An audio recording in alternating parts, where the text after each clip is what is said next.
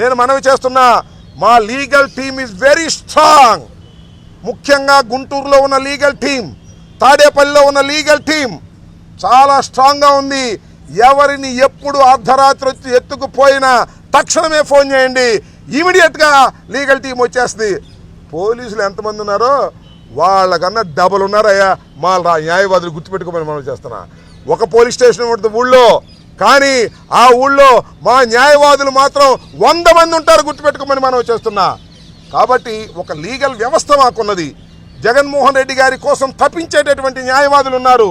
ఎక్కడ అన్యాయం జరిగినా, ఎక్కడ అక్రమం జరిగినా ఇమీడియట్గా వచ్చేస్తాం, గుర్తుపెట్టుకోమని మనం చేస్తున్నా.